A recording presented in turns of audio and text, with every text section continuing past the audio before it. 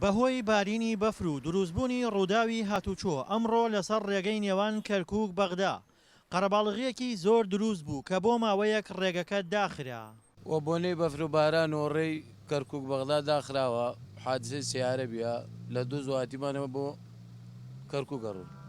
لە پاڵ بارینی بەفردا کۆبوونەوەی سەدان ئۆتۆمبیلی بارهەڵگر هێندەی تر ڕێگەکەی قەرەباڵغتر کردبوو بۆیە ئۆتۆمبیلە تایبەتەکان بە ناچاری بە ڕێگە خاکی و لاوەکیەکاندا هاتوچۆیان دەکرد. حادث مثلج ڕووداوێکی هاتوچۆ لە نێو بەفرەکە بوو هەرچەندە شۆفێرەکە برێکی کرد بەڵام سوودی نەبوو هەر لەم قەرەباڵغی و بە دەرەکەوێت نە دەوڵەت هێوە نە شتێکی تر هەر کەسە بە هەوەسی خۆیەتی بڕۆ بۆ ئەبیا دەبینیت 25,000 سەرانە لە شۆفێرەکان وەردەگرن ئەوەتەوە هەیان لێکردوین لێرەوە هەتا ئەو لایە ڕیز بگرین ئەدی قەرەباڵغەکە بە شێوەیە کە بۆ 3 ڕۆژی تر تەواو نابێت.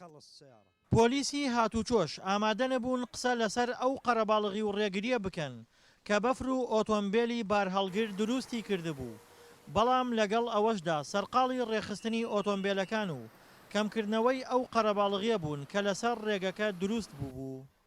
دیارە شەوی ڕابردوو پاش بەفربارینێک لەم ناوچەی بابلین کەرکووک و دووسخورمات و لەم ناوچانە ئەسەر لە بەیانی ئەمەوە بۆ کاری ئەوەی کە چەند ئۆتۆمبیلێکی بارهەڵگر بە یەکدا بدەن ڕووداوێکی هاتوچۆی لێ ڕوودا بۆیە ئەم جەنجاڵی لێ دروست بوو. ڕۆژانە لە پاڵ ئۆتۆمبیلی تایبەتدا بە سەدان ئۆتۆمبیلی بارهەڵگریش بە ڕێگەی نێوان کەرکووک و بەغدادا هاتوچۆ دەکەن کە ئەمڕۆ بەفر ئیش و کارەکانی ڕاگرتبوون.